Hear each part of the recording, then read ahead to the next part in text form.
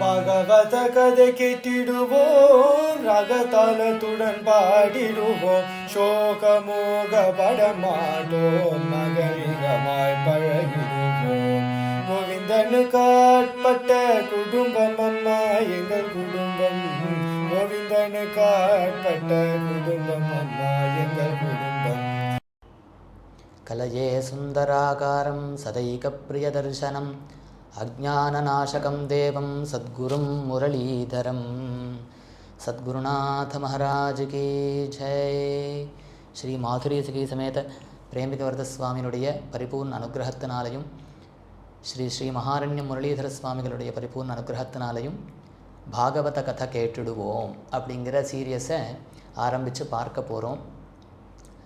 5வது ஸ்கந்தத்தில் பகவானுடைய அவதாரமான ரிஷபயோகீஸ்வரருடைய சரித்திரம் சொல்கிறார் ஸ்ரீ சுகர் பரீட்சித்துக்கு.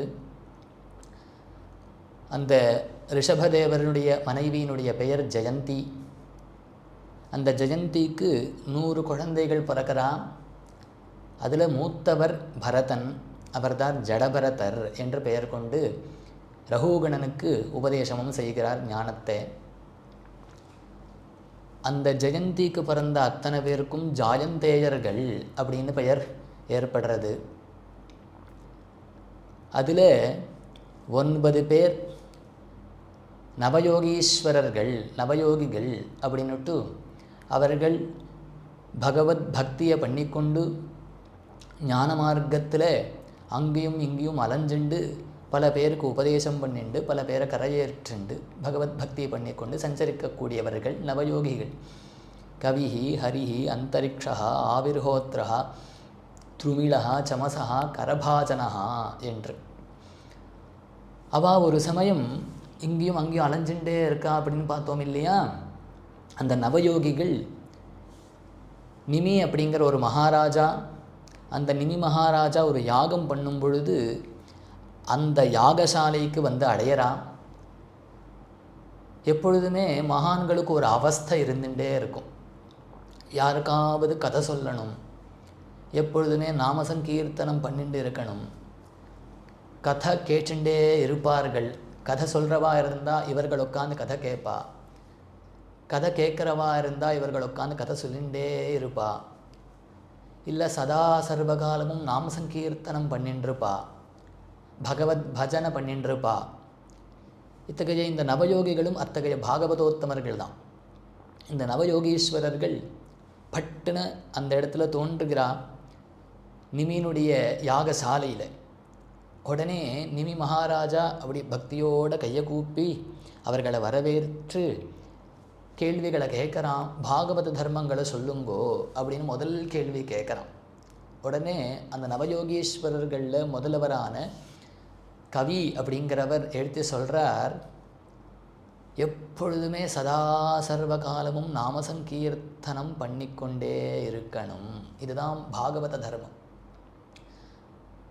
பக்தி பரேஷானுபவோ விரக்தி அந்யத்ர சைஷத்ரிக ஏககாலஹ பிரபத்யமானஸ்ய யதாஷ்ணதஸ்யுஹு துஷ்டிஃ புஷ்டிஹ க்ஷுதபாயோனுகாசம். அப்படி நாமம் சொல்ல சொல்ல சொல்ல நாமம் சொல்கிறவனுக்கு என்ன நடக்கிறது? நாமா சொன்னால் அவர்கள் வேண்டியதெல்லாம் நடக்கிறது, விருப்பங்கள் எல்லாம் நிறைவேறது. நாமா சொன்னால் இகலோக சௌக்கியத்தை அடையறான், பரலோக சௌக்கியத்தையும் அடையறான். நாமா சொன்னால் கிடைக்காதது என்ன இருக்குது? நாமம் சொல்லும் பொழுது 3 விஷயங்கள் ஒரே சமயத்தில் நடக்கிறது அப்படிங்கிறார். ஒருத்தன் சாப்பிட்றான், பசிக்கிறது, சாப்பிட்றான்.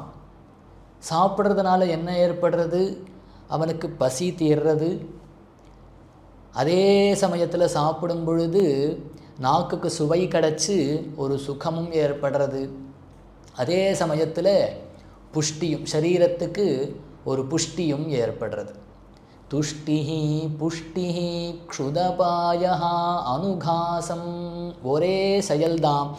அவனுக்கு சௌக்கியம் சுகம் ஏற்படுறதுக்கு வேற ஒன்று கொண்டு வந்து சாப்பிடலை, அதே செயல், ஒரே கபலம், ஒரு பிடி சாதத்தை எடுத்து இப்படி வாயில் வச்சுக்கும் பொழுது சுவை டேஸ்ட்டு தெரியறது, நாக்குக்கு ஒரு சுகம். அதே பிடி சாதத்திலேயே வயிற்றுக்குள்ளே போகும்பொழுது பசி ரொம்பறது, வயிறு ரொம்பறது, பசி தீர்றது. அதே பிடி சாதம்தான் என்ன ஆறுது, சரீரத்துக்கு ஒரு புஷ்டி பலம் அப்படிங்கிறதும் கிடைக்கிறது. அதுபோல் நாமம் சொல்லும் பொழுது ஒரே நாமந்தான், அந்த நாமாவினால் பக்தி ஏற்படுறது, அதே நாமா விரக்தியும் கொடுக்கறது, அதே நாமா பகவத் ஞானத்தையும் கொடுத்துடுறது. பக்தி பரேஷானுபவோ விரக்தி அந்யத்ர சைஷத்ரிக ஏககாலஹ. ஒரே சமயத்தில் இந்த 3 விஷயங்களும் நடக்கிறது என்று சொல்கிறார். சத்குருநாத மகாராஜ் கி ஜெய்.